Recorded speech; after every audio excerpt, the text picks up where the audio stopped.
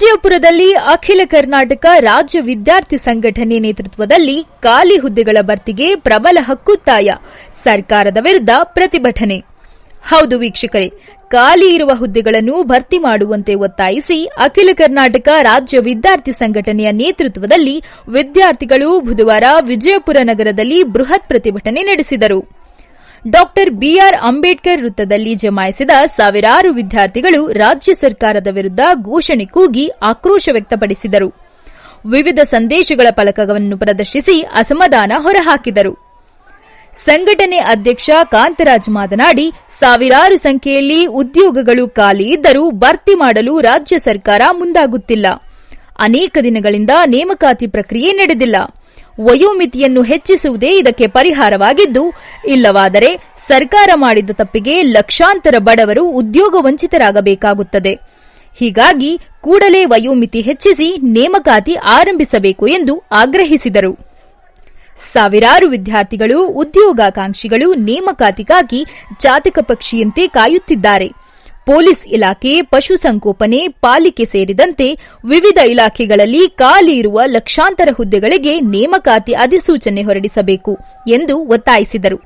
ಈ ಸಂದರ್ಭದಲ್ಲಿ ಪ್ರಭುಗೌಡ ರೆಡ್ಡಿ, ಮಾಂತು ಮಾವೂರ, ಅಕ್ಷಯ್ ಕುಮಾರ್, ಶ್ರೀಶೈಲ ತೇಲಿ ಮತ್ತು ಸಾವಿರಾರು ವಿದ್ಯಾರ್ಥಿಗಳು ಉಪಸ್ಥಿತರಿದ್ದರು. ಬ್ಯೂರೋ ರಿಪೋರ್ಟ್, ಲಾಲಾ ಸಾಬ್ ಸಾವರಗಳ ಜೊತೆ ಕನ್ನಡ ಧ್ವನಿ news, Vijayapura. Current bill, water bill, bathroom ಎಲ್ಲ ಫೆಸಿಲಿಟಿ ಇದ್ರೂ ಕೂಡ ಅಲ್ಲಿ ನಾವು ಎಷ್ಟು ಪೇ ಮಾಡ್ತೀವಿ? 500 ರಿಂದ 600 ರೂಪಾಯಿ. ಅಲ್ಲಿ ಸಿದ್ದು ಸರ್ ಲೈಬ್ರರಿ ಇದೆ, ಅರ್ಧ ಲೈಬ್ರರಿ ಓದೋದಕ್ಕೆ ಅಂತಾನೆ, ಇದು ಮಲ್ಕೊಳ್ಳೋದಕ್ಕೆ ಅಂತಾನೆ ಜಾಗ ಬಿಟ್ಟಿದ್ದಾರೆ. ಎಷ್ಟೋ ಲೈಬ್ರರಿ ಓನರ್ಸ್ ಪಾಪ ವಿದ್ಯಾರ್ಥಿಗಳು ಬಡವರಿದಾರಂತ ಫ್ರೀಯಾಗಿ ಬಿಡ್ತಿದ್ದಾರೆ. ಅದ್ರಲ್ಲಿ ನಾನು ಕೇಳ್ಬಿಟ್ಟೆ, ಎಷ್ಟೋ ಜನ ವಿದ್ಯಾರ್ಥಿಗಳಿಗೆ ಡಿಸಿ ಸರ್ ಫ್ರೀಯಾಗೂ ಕೂಡ ಒಳಗಡೆ ಅಲೋ ಮಾಡ್ತಿದ್ದಾರೆ ಅಂತ ಹೇಳಿ, ಮತ್ತೆ ಸರ್ಕಾರಿ ನೌಕರೇನಿದ್ದಾರೆ ಅವ್ರಿಗೂ ಅದರಲ್ಲಿ ಫ್ರೀಯಾಗಿ ಅಲೋ ಮಾಡ್ತಿದ್ದಾರೆ. ಯಾರ ಅವ್ರ ಹತ್ರ ಹೋಗ್ಬಿಟ್ಟು ಮನವಿ ತಗೊಂಡು ಬಂದು ಕೊಟ್ರೆ ಅವ್ರು ಎಲ್ರಿಗೂ ಏನೋ ಫ್ರೀಯಾಗಿ ಅಂಬೇಡ್ಕರ್ ಸ್ಟೇಡಿಯಂ ಫ್ರೀಯಾಗಿ ಬಿಡ್ತಿದಾರಂತೆ. ಅದೇ ರೀತಿ ಎಲ್ಲ ವಿದ್ಯಾರ್ಥಿಗಳು ಇವತ್ತು ನಾವು ಎಲ್ಲರ ಪರವಾಗಿ ಡಿಸಿ ಸರ್ಗೆ ಮನವಿ ಕೊಡ್ತಾ ಇದೀವಿ, ಅಂಬೇಡ್ಕರ್ ಸ್ಟೇಡಿಯಂ ಪ್ರವೇಶ ಶುಲ್ಕ ಶೂನ್ಯ ಆಗ್ಬೇಕು. ಯಾಕೆ ಅಂತಂದ್ರೆ ನಾನು SP ಸರ್ ಹತ್ರನು ಮಾತಾಡಿದೆ.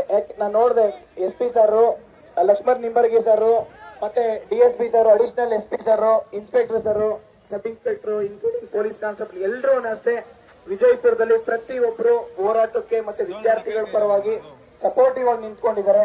ಇವತ್ತು ಅವರೇ ನಮಗೆ ವಾಟರ್ ಎಲ್ಲ ಫೆಸಿಲಿಟೀಸ್ ಮಾಡಿದ್ದಾರೆ. ಅವರಿಗೆ ಒಂದು ಜೋರ ಚಪ್ಪಾಳೆನೆ ಹೊಡಿಬೇಕಾಗುತ್ತೆ. ನಮ್ಮ ಹೋರಾಟ ಏನಿದ್ರು ಸರ್ಕಾರದ ವಿರುದ್ಧ. ಸರ್ಕಾರ ಸುಮಾರು ವರ್ಷಗಳಿಂದ ಯಾವುದೇ ನೋಟಿಫಿಕೇಶನ್ಸ್ ಮಾಡಿಲ್ಲ, ಮತ್ತೆ ವಯೋಮಿತಿ ಮೀರ್ತಾ ಇದೆ. ನೋಡಿ ಪಾಪ 10 ವರ್ಷ ಅಂತಂದ್ರೆ ಅವ್ರು ನೋಡಿದ್ರೆ ತಂದೆ ಸ್ಥಾನ ಇಲ್ಲಿದ್ದಾರೆ. ಅವ್ರು ಇವತ್ತು ಒಂದು ನೋಟಿಫಿಕೇಶನ್ ಬಿಡಿ ಅಂತ ಹೇಳಿ ಸರ್ಕಾರಕ್ಕೆ ಬೇಡ್ಕೊಳ್ಳೋಂತ ಪರಿಸ್ಥಿತಿ ಬರಬಾರ್ದು. ಯಾಕೆಂದ್ರೆ ಸರ್ಕಾರಕ್ಕೆ ಇವ್ರದ್ದೆಲ್ಲ ಶಾಪ ಏನಿದೆಯಲ್ಲ, ಈ ಶಾಪ ತಟ್ಟೋದಕ್ ಮುಂಚೆ ನೇಮಕಾತಿ ಪ್ರಕ್ರಿಯೆ ಪ್ರಾರಂಭ ಮಾಡಬೇಕು. ತಟ್ಟೋದೆ ಅಷ್ಟು ಈಸಿ ಇಲ್ಲ. ಯಾಕೆಂದ್ರೆ ಇವತ್ತು ಎಷ್ಟು ಒಳ್ಳೆ ಕೆಲಸ ಮಾಡಿದ್ರು ಶಾಪ ತಟ್ಟೋತ ಅಂತಂದ್ರೆ ಇನ್ನ ಈ ಎಲ್ಲ ಕರ್ಮಗಳು ಯಾವತ್ತು ಕರ್ಮ ಅನ್ನೋದು ರಿಟರ್ನ್ಸ್ ಆಗೇ ಆಗುತ್ತದು. ಇದ್ರ ಜೊತೆಲಿ ಇವಾಗ ನೀವು ನಮ್ಮ ಬೇಡಿಕೆನ, ಮೊದಲನೇ ಬೇಡಿಕೆ ನಿಮ್ ಕೈಯಲ್ಲಿ ಇರುವಂತದ್ದು, ಇವಾಗೇ ನೀವು ಶೂನ್ಯ ಶುಲ್ಕ ಅಂತಂದ್ರೆ ಈ ಒಂದು ಹೋರಾಟ ನಾವು ಸುವರ್ಣಸೌಧದ ಮಾಡ್ತೀವಿ, ಇಲ್ಲಾಂದ್ರೆ ಅಂಬೇಡ್ಕರ್ ಸ್ಟೇಡಿಯಂದು ಏನೊಂದು ನಾವು ಪ್ರವೇಶ ಶುಲ್ಕ ಇದೆಯಲ್ಲ ಅದ್ರ ಸಲುವಾಗಿ ನಾವು ಇಲ್ಲೇ ಅನಿಶ್ಚಿತಾವಧಿ ಹೋರಾಟ ಮಾಡ್ಬೇಕಾಗುತ್ತೆ. ನೀವು ಎಲ್ಲಿವರೆಗೂ ನಮ್ಮ ಪ್ರವೇಶ ಶುಲ್ಕ ಶೂನ್ಯ ಮಾಡಲ್ವೋ ಅಲ್ಲಿವರೆಗೂ ನಾವು ಇಲ್ಲೇ ಟೆಂಟ್ ಹಾಕಿ ಅನಿರ್ದಿಷ್ಟಾವಧಿ ಹೋರಾಟ ಮಾಡ್ಬೇಕಾಗುತ್ತೆ. ಯಾಕೆಂತಂದ್ರೆ ಇಲ್ಲಿ 3,000 ಜನ, ಅಲ್ಲಿ 3,000 ಜನ ಒಳಗಡೆ ಹೋಗ್ತಾ ಇದಾರೆ ಅಂತಂದ್ರೆ ಎಷ್ಟೋ ಜನ ಫ್ರೀಯಾಗಿ ಹೋಗ್ತಾ ಇದಾರೆ. ಒಬ್ಬರಿಗೆ 500 ರೂಪಾಯಿ ಅಂತಂದ್ರೆ ತಿಂಗಳಿಗೆ 15 ಲಕ್ಷ ರೂಪಾಯಿ, 1 ವರ್ಷಕ್ಕೆ 1,80,00,000 ರೂಪಾಯಿ. ಯಾವ ಗೌರ್ಮೆಂಟ್ ಈ ಕರ್ನಾಟಕದಲ್ಲಿರೋ ಎಲ್ಲಾ DC-ಗಳಿಗೂ ಒಂದು ಸ್ಯಾಲ್ರಿ ಕೊಡ್ಬೋದು ಸರ್ಕಾರ. ಅಷ್ಟು ಕಲೆಕ್ಟ್ ಮಾಡಿ ಅಂತ ನಾವು ಸರ್ಕಾರದಲ್ಲ, ಅದು ಶೂನ್ಯ ಇರ್ಬೇಕು. ಯಾಕೆಂದ್ರೆ ಇಲ್ಲಿ ಎಲ್ಲಾ ಬಡವರು ಇರೋದು. ಇಲ್ಲಿ ಲೈಬ್ರರಿ ಫೀಸ್ ಕಟ್ಬೇಕು, ಇಲ್ಲಿ ಅಪ್ಲಿಕೇಶನ್ ನೋಟಿಫಿಕೇಶನ್ ಅಪ್ಲಿಕೇಶನ್ ಫೀಸ್ ಕಟ್ಬೇಕು, ಮತ್ತೆ ಬುಕ್ಸ್, ಲೈಬ್ರರಿ, ಮೆಸ್ ಬಿಲ್ಲು, ಇದೆಲ್ಲ ತುಂಬಾ ಕಷ್ಟಪಟ್ಟು ಇಲ್ಲಿ ಓದ್ತಾ ಇರೋಂತ ವಿದ್ಯಾರ್ಥಿಗಳು. ಸರ್, ವಿಶೇಷವಾಗಿ ನಿಮ್ಗೆ ಸರ್ಕಾರದಿಂದ ಒಂದು ಆರ್ಡರ್ ಇದ್ರೂ ಕೂಡ ನಾವು ಇನ್ನೊಂದು ಆಪ್ಷನ್ ಇದೆ ಸರ್. ಏನಪ್ಪಾ ಅಂತಂದ್ರೆ, ಯಾರೆಲ್ಲ ನೀವು ನಾನು ಕೇಳಿದೀನಿ ಸರ್, ಅಲ್ಲ ಅನ್ಅಥರೈಸ್ಡ್ ಪರ್ಸನ್ ಬಂದು ಯಾರು ಕುಡಿತಾರೆ ಮತ್ತೆ ಸ್ಮೋಕ್ ಮಾಡ್ತಾರೆ, ಬೇರೆ ಅನೈತಿಕ ಚಟುವಟಿಕೆ ಮಾಡ್ತಾರೆ ಅಂತ ಕೇಳ್ಪಟ್ಟಿದೀನಿ. ಬಟ್ ಆದ್ರೆ ಇಲ್ಲಿ ವಿದ್ಯಾರ್ಥಿಗಳು ಎಲ್ಲರೂ ಎಲ್ಲಾ ಸ್ಪರ್ಧಾತ್ಮಕ ಆಕಾಂಕ್ಷಿಗಳು ಏನಿದ್ದಾರೆ, ಒಂದು ಲೈಬ್ರರಿ ಹೋದಾಗ ರಿಸಿಪ್ಟ್ ಕೊಡ್ತಾರೆ, ಮತ್ತೆ ಒಂದು ಕೋಚಿಂಗ್ ಇನ್ಸ್ಟಿಟ್ಯೂಟ್ ಹೋದಾಗ ಒಂದು ರಿಸಿಪ್ಟ್ ಕೊಡ್ತಾರೆ. ಆ ರಿಸಿಪ್ಟ್ ಕೊಟ್ರೆ ಆ ಒಂದು ಏನು ಅಂಬೇಡ್ಕರ್ ಸ್ಟೇಡಿಯಂ ಇದೆಯಲ್ಲ ಅದನ್ನ ಪ್ರವೇಶ ಶುಲ್ಕ ಶೂನ್ಯ ಮಾಡಿ ಆ ಸ್ಲಿಪ್ ತೋರ್ಸದೆ ಒಳಗಡೆ ನೀವು ಫ್ರೀ ಎಂಟ್ರಿ ಮಾಡಿ. ಯಾರು ಅನ್ಅಥರೈಸ್ಡ್ ಪರ್ಸನ್ ಸ್ಮೋಕ್ ಮಾಡ್ತಾನೆ, ಯಾರು ಸಿಗರೇಟ್ ಸೇರ್ತಾನೆ, ಯಾರು ಹುಡುಗಿನ ಚುಡಾಯಿಸ್ತಾರೆ ಅಂತವ್ರಿಗೆ ನೀವು ಗಲ್ಲಿಗೆ ಇರಿಸಿ, ನಾವು ನಿಮಗೆ ಸಪೋರ್ಟ್ ಮಾಡ್ತೀವಿ ಸರ್. ಗಲ್ಲಿಗೆ ಇರ್ತೀವಿ ಸರ್, ನಿಮ್ ಪರವಾಗಿ ನಾವು ನಿಂತ್ಕೊಂತೀವಿ, ನಾವು ನಿಮ್ ಪರವಾಗಿ ಹೋರಾಟ ಮಾಡ್ತೀವಿ. ನಾವು ಎನ್ಕೌಂಟ್ರೆ ಮಾಡಿ ಸರ್, ಎಲ್ಲ ವಿದ್ಯಾರ್ಥಿಗಳು ನಿಮ್ ಪರವಾಗಿ ಇರ್ತೀವಿ ಸರ್. ಅದಾಗ್ಬೇಕು ಸರ್, ಅದಾಗ್ಬೇಕು. ಯಾಕಂದ್ರೆ ಹೆಣ್ಮಕ್ಳು ಗೌರವ ಕೊಟ್ಟು ಮತ್ತೆ ವಿಶೇಷವಾಗಿ ಅಲ್ಲಿ ಪ್ರಾಕ್ಟೀಸ್ ಮಾಡಕ್ ಹೋಗೋದು ಬಡವರೆಲ್ಲ. ಆರ್ಮಿಗೆ ಹೋಗ್ತಾರೆ, PC ಕಾನ್ಸ್ಟೇಬಲ್ ಅಲ್ಲಿ PSI PC ಗೆ ಪ್ರಾಕ್ಟೀಸ್ ಮಾಡೋದಕ್ಕೆ ಹೋಗ್ತಾ ಇರೋದು. ಇಲ್ಲಿ 24/7 ಲೈಬ್ರರಿ ಯೂಸ್ ಮಾಡ್ತಾರೆ, 500 - 600 ರೂಪಾಯಿ.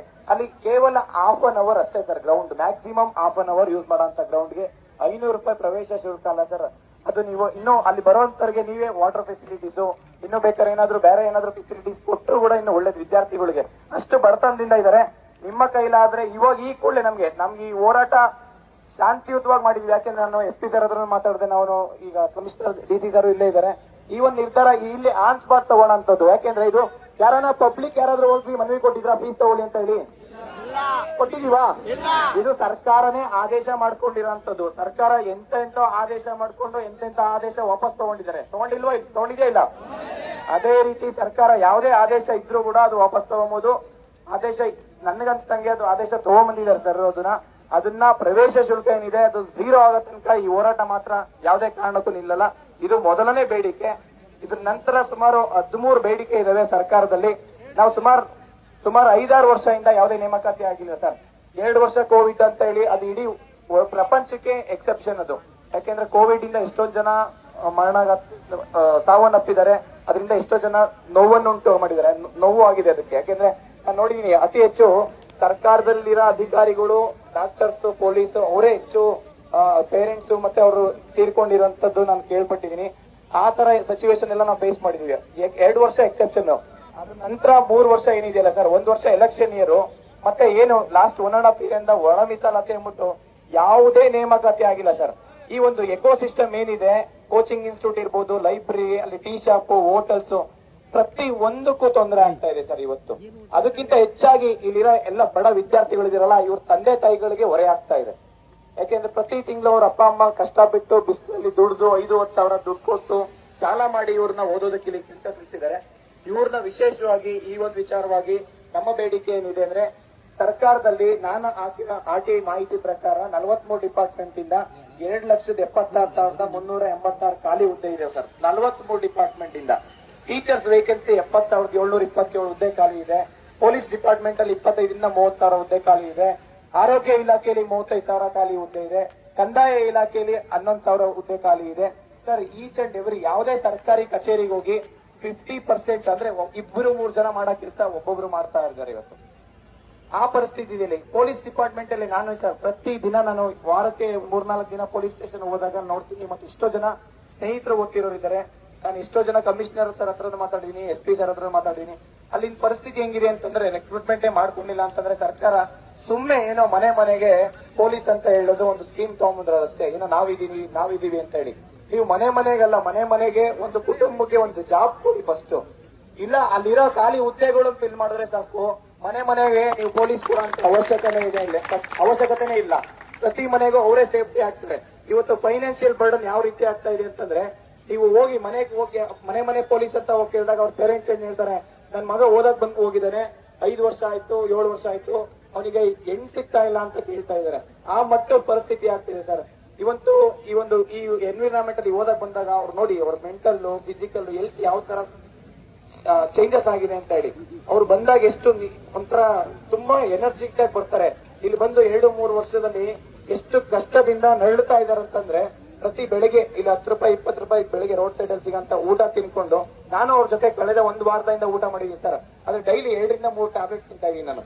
3 ಟ್ಯಾಬ್ಲೆಟ್ಸ್ ತಿಂತಾ ಇದೀನಿ. ಅಂತ ಪರಿಸ್ಥಿತಿಯಲ್ಲಿ ಸ್ಟೂಡೆಂಟ್ಸ್ ಬದುಕ್ತಿದಾರೆ ಅಂತಂದ್ರೆ, ಸರ್ಕಾರ ನಿಜವಾಗ್ಲೂ ಇದ್ರೂ ಸತ್ತಂಗೆ. ಯಾರಂತ ಅಕ್ಸೆಪ್ಟ್ ಮಾಡಲ್ಲ. ಯಾಕೆಂದ್ರೆ ಕಣ್ಣಲ್ಲಿ ನೀರು ಬರುತ್ತೆ. ಅವ್ರು ಹೇಳೋ ಸ್ಟೇಟ್ಮೆಂಟ್, ಆ ಸಚಿವರು ಹೇಳೋ ಸ್ಟೇಟ್ಮೆಂಟ್ಸ್, ಒಂದೊಂದು ಸ್ಟೇಟ್ಮೆಂಟ್ ಹೇಳ್ಕೊಂಡು ವಿದ್ಯಾರ್ಥಿಗಳು ಬೇರೆ ಬೇರೆ ಕೆಲಸ ಮಾಡ್ಕೊಂಡು ವಾಪಸ್ ಇಲ್ಲಿ ಬಂದು ಓದ್ತಾ ಇರೋಂತ ಸಿಚುವೇಶನ್ ಆಗಿದೆ ಸರ್. ಇದ್ರ ಜೊತೆಲಿ ಒಳ ಮೀಸಲಾತಿ ಅಂತ ಹೇಳಿ 1.5 ವರ್ಷದಿಂದ, ನಾನು 1.5 ವರ್ಷದಿಂದ ಹೇಳ್ತಾನೆ ಇದ್ದೀನಿ. ಒಳ ಮೀಸಲಾತಿ ಒಳಗೊಂಡಂತೆ ನೇಮಕಾತಿ ಪ್ರಕ್ರಿಯೆ ಪ್ರಾರಂಭ ಮಾಡಿ ಅಂತ. ಯಾಕೆಂದ್ರೆ ನಮ್ ಕರ್ನಾಟಕದಲ್ಲಿ ಒಂದ್ಸತಿ ನೋಟಿಫಿಕೇಶನ್ಸ್ ಆದ್ರೆ ಅದು ಕಂಪ್ಲೀಟ್ ಮಾಡೋದಕ್ಕೆ ಈ ಕೆಪಿಎಸ್ಸಿ ಭ್ರಷ್ಟ ಕೆಪಿಎಸ್ಸಿ 3 ವರ್ಷ 5 ವರ್ಷ ತಗೊಳುತ್ತೆ. ಒಂದ್ ಅಡಿಷನಲ್ ಲಿಸ್ಟ್ ಬಿಡೋದಕ್ಕೆ 10 ವರ್ಷ ತಗೊಳುತ್ತೆ. ಅವನು ಅಡಿಷನಲ್ ಲಿಸ್ಟ್ ಅಲ್ಲಿ ಹೆಸರಿದ್ರು ಅವ್ನ ಮನುಷ್ಯ ಬದುಕಿರಲ್ಲ. ಆ ಪರಿಸ್ಥಿತಿಗೆ ಕೆಪಿಎಸ್ಸಿ ತಗೊಂಡಿದೆ. ಸೀರಿಯಸ್ಲಿ ಹೇಳ್ತಾ ಇದೀನಿ, ಎಷ್ಟೋ ಜಾಬ್ ಈ ತರ ಆಗಿದೆ ಸರ್. ಇದು ಆ ಪರಿಸ್ಥಿತಿಯಲ್ಲಿ ಒಳ ಮೀಸಲಾತಿ ಒಳಗೊಂಡಂತೆ ನೇಮಕಾತಿ ಪ್ರಕ್ರಿಯೆ ಪ್ರಾರಂಭ ಮಾಡಿ ಅಂತ ನಾನು ಸರ್ಕಾರಕ್ಕೂ ಹೇಳಿದೆ. ಜಸ್ಟಿಸ್ ನಾಗಮೋಹನ್ ದಾಸ್ ಸರ್ಗೆ ನಾನು ಅವರೇ ನೇಮಕಾತಿಗೂ ಮತ್ತೆ ಈ ಒಳ ಮೀಸಲಾತಿಗೂ ಸಂಬಂಧ ಇಲ್ಲ, ನಾನೇ ಪತ್ರ ಬರೀತೀನಿ ಅಂತ ಹೇಳಿದ್ರು. ಪಾಪ ಅವ್ರು ಪತ್ರ ಬರೀತೀನಿ ಅನ್ನೋಷ್ಟೊತ್ತಿಗೆ ವಾಪಸ್ ಇನ್ನೊಂದ್ಸತಿ ಅವರು ಸರ್ಕಾರದ ಹತ್ರ ಚರ್ಚೆ ಬರ್ದಿರ್ಬೇಕು. ಅವ್ರಿಗೆ ಏನೋ ಬೆದರಿಕೆ ಹಾಕ್ಬಿಟ್ಟಿದ್ದಾರೆ ಅನ್ಕೊಂಡ್ಬಿಡ್ತೀನಿ. ಅವ್ರು ನೆಕ್ಸ್ಟ್ ಟೈಮ್ ಹೋದಾಗ ನನ್ನ ಪತ್ರನೇ ಬರೀಲ್ಲ ಅಂದ್ಬಿಟ್ರು. ಸೀರಿಯಸ್ಲಿ ಪತ್ರ ಫಸ್ಟ್ ಟೈಮ್ ಹೋದಾಗ ಪತ್ರ ಬರೀತೀನಿ ಅಂದ್ರೆ ನೆಕ್ಸ್ಟ್ ಟೈಮ್ ಹೋದಾಗ ಪತ್ರನೇ ಬರೆಯಲ್ಲ ಅಂದ್ಬಿಟ್ರು. ನನ್ನ ಹತ್ರ ಪೂರ್ತಿ ಚರ್ಚೆ ಮಾಡಿದ್ರು. ಇನ್ನು ಅವಾಗ 50 ಕೋಟಿ ಬೇಕು ಅಂತ ಹೇಳಿದ್ರು, ಎಲ್ಲ ಸೆನ್ಸಸ್ ಮಾಡಿ ಇದ್ ಮಾಡೋದಕ್ಕೆ. ಸರ್ ನಾನು ಸರ್ಕಾರಕ್ಕೆ ಹೇಳ್ತೀನಿ, ನೀವು ಮಾಡ್ತಾ ಇರೋದು ಒಳ್ಳೆ ಇದೆ, ಬಟ್ ಆದ್ರೆ ಬೇಗ ಮುಗಿಸಿ ಅಂತ ಕೇಳಿದೆ. ಅದಕ್ಕೂ ಇದಕ್ಕೆ ಸಂಬಂಧನೇ ಇಲ್ಲ ಅಂತ ಹೇಳಿದ್ರು. ಇದನ್ನೆಲ್ಲ ನಾವು ಕೇಳಿದಾಗ ನೋಡಿದಾಗ ಸರ್ಕಾರ ಬೇಕು ಅಂತ ಡಿಲೇ ಮಾಡ್ಕೊಂಡ್ ಬರ್ತಾ ಇದೆ. ಯಾಕೆಂದ್ರೆ ಯುವಕರು ಡೇ ಬೈ ಡೇ ಅಂದ್ರೆ ಎವ್ರಿ 15 ಡೇಸ್ 1 ಮಂತ್ ಗೆ ಯುವಕರು ಸಾಯ್ತಾ ಇದ್ದಾರೆ. ಲೋ ಬಿಪಿ ಇಂದ, ಹೃದಯಾಘಾತದಿಂದ ಪ್ರತಿ ತಿಂಗಳು ಸಾಯ್ತಾ ಇದ್ದಾರೆ. ಈ ಒಂದು ಪರಿಸ್ಥಿತಿ ತಗೊಂಡ್ಬಂದಿರೋದು ಸರ್ಕಾರ ಸರ್. ಎರಡನೇದು, ಪೊಲೀಸ್ ಕಾನ್ಸ್ಟೇಬಲ್ SC ST ಮತ್ತೆ OBCಗೆ 33 ಇಯರ್ಸ್ ಮಾಡ್ತೀವಿ ಅಂತ ಹೇಳ್ಬಿಟ್ಟು ಮಾನ್ಯ ಮುಖ್ಯಮಂತ್ರಿ ಸಿದ್ದರಾಮಯ್ಯ ಸರ್ ಆಪೋಸಿಷನ್ ಲೀಡರ್ ಇರ್ಬೇಕಾದ್ರೆ ಹೇಳಿದ್ದು. ಇವತ್ತು ಪಾಪ ಒಂದು ಹುಡುಗಿ ಹೇಳ್ಬೇಕಾದ್ರೆ ಕಣ್ಣಲ್ಲಿ ನೀರ್ ಬರುತ್ತೆ. ಆ ಒಂದು ಪರಿಸ್ಥಿತಿಗೆ ಜನರಲ್ ಮೆರಿಟ್ಗೆ 30 ವರ್ಷ, SC ST OBCಗೆ 33 ವರ್ಷ ಕಾಯ ಮಾಡ್ತೀನಿ ಅಂತ ಹೇಳಿದ್ರು. ಆ ಮಾನ್ಯ ಮುಖ್ಯಮಂತ್ರಿ ಸಿದ್ದರಾಮಯ್ಯ ಆಪೋಸಿಷನ್ ಲೀಡರ್ ಇರ್ಬೇಕಾದ್ರೆ ಬರ್ದಿದ್ ಒಂದೇ ಒಂದು ಪತ್ರದಿಂದ ಇಲ್ಲಿ ಸಾವಿರಾರು ವಿದ್ಯಾರ್ಥಿಗಳು ಅವರ ಮನೆ ಬಿಟ್ಟು ಓದೋಕ್ ಸ್ಟಾರ್ಟ್ ಮಾಡಿದ್ರು, ಒಂದು ಪೊಲೀಸ್ ಕಾನ್ಸ್ಟೇಬಲ್ ಆಗೋಣ ಅಂತ ಹೇಳಿ. ಇಲ್ಲಿವರೆಗೂ ಅದು ಕಾರ್ಯರೂಪಕ್ಕೆ ಬಂದಿಲ್ಲ ಸರ್. ನಾವು ಸರ್ಕಾರದಲ್ಲಿ ಯಾವುದೇ ಗೃಹ ಸಚಿವರು ಅವ್ರ ವಿರುದ್ಧ ಇಲ್ಲ, ಮುಖ್ಯಮಂತ್ರಿಗಳ ವಿರುದ್ಧ ಇಲ್ಲ, ಅವ್ರು ಮಾಡೋ ಕೆಲಸ ಇದೆಯಲ್ಲ ಅದ್ರ ವಿರುದ್ಧ ನಾವು ಹೋರಾಟ ಮಾಡ್ತಾ ಇರೋದು ಇವತ್ತು ಸರ್. ಇನ್ನೊಂದು 545 ಮತ್ತೆ PSI 545 ಬರ್ದ 5 ವರ್ಷ ಆಯ್ತು ನೋಟಿಫಿಕೇಶನ್ಸ್. ಅವ್ರಿಗೆ ಮತ್ತೊಂದು ಅವಕಾಶ ಕೊಡಿ ಅಂತ ಕೇಳಿದ್ವಿ ಅಷ್ಟೇ, ಬೇರೆ ಇನ್ನೇನು ಕೇಳಿಲ್ಲ. ಅವಕಾಶ ಕೊಡಿ. ಅದ್ರಲ್ಲಿ ಅದಾದ್ಮೇಲೆ ಫಿಸಿಕಲ್ ಇರುತ್ತೆ, ಅದಾದ್ಮೇಲೆ ಎಕ್ಸಾಮ್ಸ್ ಇರುತ್ತೆ, ಅದಾದ್ಮೇಲೆ ಮೆಡಿಕಲ್ ಇರುತ್ತೆ. ನೀವು ಅಪ್ಲಿಕೇಶನ್ ಹಾಕೋದಕ್ಕೆ ಅವಕಾಶ ಮಾಡ್ಕೊಡಿ ಅಂತ ಕೇಳ್ತಾ ಇರೋದು. PC ಆಗಿರ್ಬೋದು, PSI ನೋಟಿಫಿಕೇಶನ್ಸ್. ನೀವು ಡೈರೆಕ್ಟ್ ಜಾಬ್ ಕೊಡಿ ಅಂತ ಯಾವ ಸರ್ಕಾರಕ್ಕೂ ಕೇಳಿದೀವಾ? ಅಪ್ಲಿಕೇಶನ್ ಹಾಕೋದಕ್ಕಷ್ಟೇ ಅವಕಾಶ ಮಾಡ್ಕೊಡಿ ಅಂತ ಕೇಳಿದ್ವಿ. ಮತ್ತೆ ಇದ್ರ ಜೊತೆಲಿ ಸರ್ ನಾನು ಅವಾಗ್ಲೇ ಹೇಳ್ದಂಗೆ 2,76,386 ಖಾಲಿ ಹುದ್ದೆಯಲ್ಲಿ ಟೀಚರ್ಸ್ ವೇಕೆನ್ಸಿ 70,727 ಹುದ್ದೆ ಖಾಲಿ ಇದೆ. ಆ ಹುದ್ದೆಯಲ್ಲಿ ಬರೀ 10,267 ಹುದ್ದೆ ಅಷ್ಟೇ ನೋಟಿಫಿಕೇಶನ್ಸ್ ಮಾಡ್ತಾ ಇದ್ದಾರೆ ಸರ್. ಅದರಲ್ಲೂ HK ನೋಟಿಫಿಕೇಶನ್ಸ್ 5,267, ನಾನ್ HK 5,000 ಪೋಸ್ಟ್, PSTR, GPSTR ಮತ್ತೆ HSTR ಇದೆಲ್ಲ ಸೇರಿದ್ರೆ ಬರೀ 10,267 ಪೋಸ್ಟ್. ನಮ್ಮ ಬೇಡಿಕೆ ಧಾರವಾಡದಲ್ಲಿ ಪ್ರೊಟೆಸ್ಟ್ ಮಾಡಿದಾಗ ನಾವು ಕೇಳಿದ್ದು ಕನಿಷ್ಠ ಅಂತಂದ್ರೆ 30,000 ವೇಕೆನ್ಸಿ ಫಿಲ್ ಆಗ್ಬೇಕು ಅಂತ ಹೇಳಿ ಮಾನ್ಯ ಉನ್ನತ ಶಿಕ್ಷಣ ಸಚಿವರಾದಂತ ಮಧು ಬಂಗಾರಪ್ಪ ಸರ್ಗೂ ನಾನು ಮನವಿ ಮಾಡ್ಕೊತೀನಿ ಸರ್. ನಿಮ್ ಕಡೆಯಿಂದನೂ ಅವರಿಗೆ ಮನವಿ ಮಾಡಿ ಕನಿಷ್ಠ 30,000 ವೇಕೆನ್ಸಿ ಫಿಲ್ ಆಗ್ಬೇಕು. ಅದ್ರ ಜೊತೆಲಿ PU ಲೆಕ್ಚರರ್ ನೋಟಿಫಿಕೇಶನ್ ಆಗಿಲ್ಲ, ಅಸಿಸ್ಟೆಂಟ್ ಪ್ರೊಫೆಸರ್ ನೋಟಿಫಿಕೇಶನ್ ಆಗಿಲ್ಲ. ಸುಮಾರು 1,000 ಹುದ್ದೆ ಖಾಲಿ ಇದಾವೆ. ಅದನ್ನು ಕೂಡ ಈ ಕೂಡಲೇ ನೇಮಕಾತಿ ಪ್ರಕ್ರಿಯೆ ಪ್ರಾರಂಭ ಮಾಡಬೇಕು ಸರ್. ಇದ್ರ ಜೊತೆಲಿ ಗ್ರಂಥಪಾಲಕರು ಅದು ಆಯ್ತು ಸರ್. ಈಗ ಪ್ರತಿ ವರ್ಷ ಇಲಾಖೆ ಮಾಡಿದಾಗ ಪ್ರತಿಯೊಂದು ನೋಟಿಫಿಕೇಶನ್ ಭ್ರಷ್ಟಾಚಾರ ಮುಕ್ತ ನೇಮಕಾತಿ ಆಗ್ಬೇಕು ಸರ್. ನಾನು ನಿಮ್ಗೆ ಒಂದು ಲೆಟರ್ ಕೊಡ್ತಾ ಇದೀವಿ. ಆ ಲೆಟರ್ ಮುಖಾಂತರ ನಾವು ಧಾರವಾಡದಲ್ಲಿ ಕೊಟ್ಟಿಲ್ಲ, ವಿಜಯಪುರದಲ್ಲಿ ಕೊಡ್ತಾ ಇದೀವಿ. ಕರ್ನಾಟಕದಲ್ಲಿ ಏನು ಸೆಂಟ್ರಲ್ ಗವರ್ಮೆಂಟ್ ಅಲ್ಲಿ ಸ್ಟಾಫ್ ಸೆಲೆಕ್ಷನ್ ಕಮಿಷನ್ ತರ every group C group D ಗೆ 1,000 ಹುದ್ದೆ ಒಂದೇ ನೋಟಿಫಿಕೇಶನ್ಸ್ ಇರುತ್ತೆ, ಒಂದೇ ಅಪ್ಲಿಕೇಶನ್, ಒಂದೇ ಫೀಸ್ ಇರುತ್ತೆ. ಅದೇ ರೀತಿ ನಮ್ಮ ಕರ್ನಾಟಕದಲ್ಲೂ ಕರ್ನಾಟಕ ಸ್ಟಾಫ್ ಸೆಲೆಕ್ಷನ್ ಕಮಿಷನ್ ಅಂತ ಹೇಳಿ ಓಪನ್ ಮಾಡಬೇಕು. ಅದರಲ್ಲಿ ಒಂದೇ ಎಕ್ಸಾಮ್ಸ್ ಇರಬೇಕು, ಒಂದೇ ಅಪ್ಲಿಕೇಶನ್. ಆ ರೀತಿ ಆಗೋದ್ರಿಂದ ಪ್ರತಿ ವರ್ಷ ನೋಟಿಫಿಕೇಶನ್ಸ್ ಆಗುತ್ತೆ.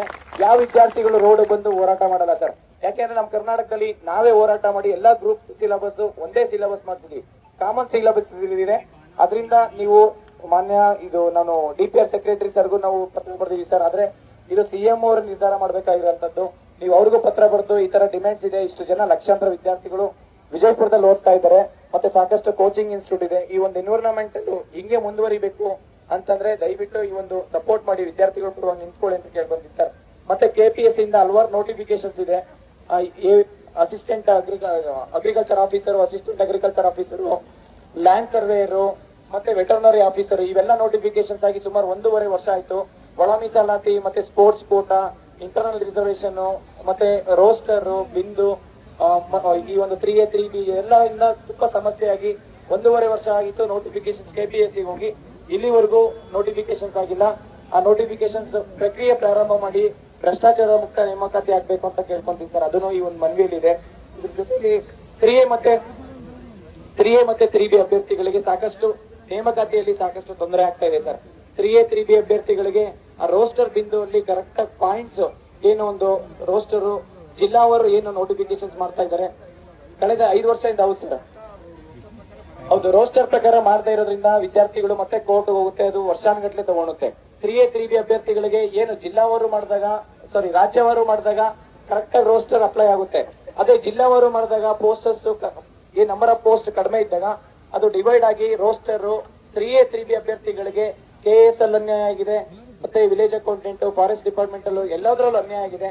ಮುಂದೆ ಯಾವ ನೋಟಿಫಿಕೇಶನ್ಸ್ ಅಲ್ಲೂ ಇನ್ಕ್ಲೂಡಿಂಗ್ ಪೊಲೀಸ್ ಕಾನ್ಸ್ಟೇಬಲ್ ಇರ್ಬೋದು, PDO, KS ಯಾವ ನೋಟಿಫಿಕೇಶನ್ಸ್ ಅಲ್ಲೂ ಅನ್ಯಾಯ ಆಗಬಾರ್ದು. ಯಾಕೆ ಅಂತಂದ್ರೆ ಮತ್ತೆ ವಿದ್ಯಾರ್ಥಿಗಳು ಕೋರ್ಟ್ ಹೋಗಿ ಮತ್ತೆ ಕೋರ್ಟ್ ಅಲ್ಲಿ ಆಲ್ರೆಡಿ ನಮ್ಮ ಇಂಡಿಯಾದಲ್ಲಿ more than 5 crores pending cases ಇದೆ. ಒಂದ್ಸತಿ ಕೋರ್ಟ್ ಮೆಟ್ಲು ಹೋಗ್ತೀವಿ ಅಂತಂದ್ರೆ ಅದು ವರ್ಷಾನುಗಟ್ಲೆ ತಗೊಳುತ್ತೆ. ಈ ರೀತಿ ಪ್ರಕ್ರಿಯೆ ಸರ್ಕಾರದ ಮಟ್ಟಿಗೆ ಯಾವ್ದೆಲ್ಲ ಸಮಸ್ಯೆ ಇದೆ ವಿದ್ಯಾರ್ಥಿಗಳ ಪರವಾಗಿ ಅದು ಸರ್ಕಾರದ ಮಟ್ಟಿಗೆ ಬಗೆಹರಿಸಿ ನೇಮಕಾತಿ ಪ್ರಕ್ರಿಯೆ ಪ್ರಾರಂಭ ಮಾಡಿ ಅಂತ ಕೇಳ್ಕೊಂಡಿರ್ತಾರೆ. ಇದ್ರ ಜೊತೆಲಿ ಆರೋಗ್ಯ ಇಲಾಖೆಯಲ್ಲಿ ಗ್ರೂಪ್ ಎ ಮತ್ತೆ ಗ್ರೂಪ್ ಬಿ, ಗ್ರೂಪ್ ಸಿ ಹುದ್ದೆಗಳು ಸುಮಾರು 35,000 ಪೋಸ್ಟ್ ಇದಾವೆ. ಅದರಲ್ಲೂ ತುಂಬಾ ಜನ ಆಸ್ಪಿರೆಂಟ್ಸ್ ಸ್ಟಾಫ್ ನರ್ಸ್ ಇದ್ದಾರೆ.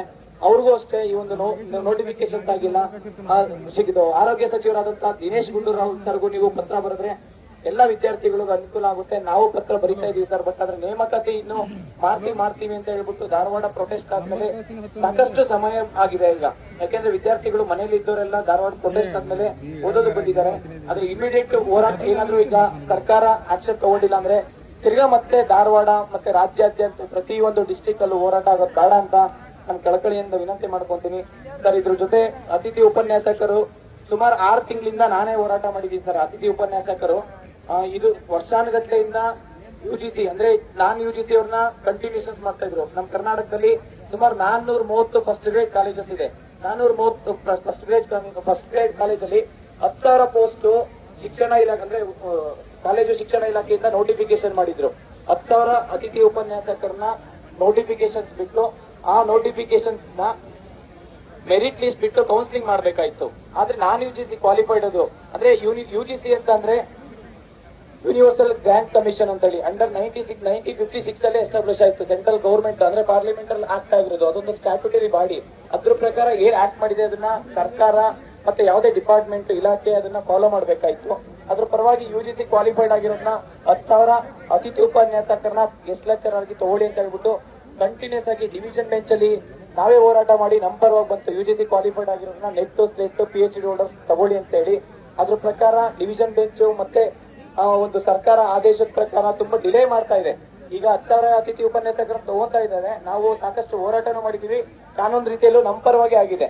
ಅದನ್ನ ಈ ಕೂಡಲೇ ಏನಪ್ಪಾ ಅಂತಂದ್ರೆ ಕ್ವಾಲಿಫೈಡ್ ಇರೋನ್ನ ತಗೋಬೇಕು. ಮತ್ತೆ ಇದರಲ್ಲಿ ಸಾಕಷ್ಟು ಈ ಒಂದು PhD ಹೋಲ್ಡರ್ಸ್ ಇದಾರಲ್ಲ ಸರ್, ಅದರಲ್ಲಿ ಫೇಕ್ ಸರ್ಟಿಫಿಕೇಟ್ ಎಲ್ಲ ಡಿಸ್ಟ್ರಿಕ್ಟ್ ಮತ್ತೆ ಯೂನಿವರ್ಸಿಟಿಯಿಂದ ಫೇಕ್ ಸರ್ಟಿಫಿಕೇಟ್ ಆಗ್ತಾ ಇದೆ. ಇದನ್ನ ತಡೆಗಟ್ಟಬೇಕು. ಮತ್ತೆ ಯಾರು ಈ ಫೇಕ್ ಸರ್ಟಿಫಿಕೇಟ್ ಕೊಡ್ತಾ ಇದಾರೆ ಅವ್ರಿಗೆ ಶಿಕ್ಷೆ ಆಗ್ಬೇಕು. ಯಾವ ರೀತಿ ಶಿಕ್ಷೆ ಆಗ್ಬೇಕು ಅಂದ್ರೆ ಇನ್ನೊಬ್ಬ ವಿದ್ಯಾರ್ಥಿ ನನಗೆ ಒಂದು ಫೇಕ್ ಸರ್ಟಿಫಿಕೇಟ್ ಕೊಡಿ ಅಂತ ಕೇಳಬಾರ್ದು. ಒಂದು ಅವನಿಗೆ ಗಲ್ಲಿಗೆ ಏರಿಸಬೇಕು, ಇಲ್ಲಾಂದ್ರೆ ಪರ್ಮನೆಂಟ್ ಕಾಯಂ ಜೈಲಲ್ಲಿ ಇರಬೇಕು. ಆ ರೀತಿ ಒಂದು ಶಿಕ್ಷೆ ಬರಬೇಕು.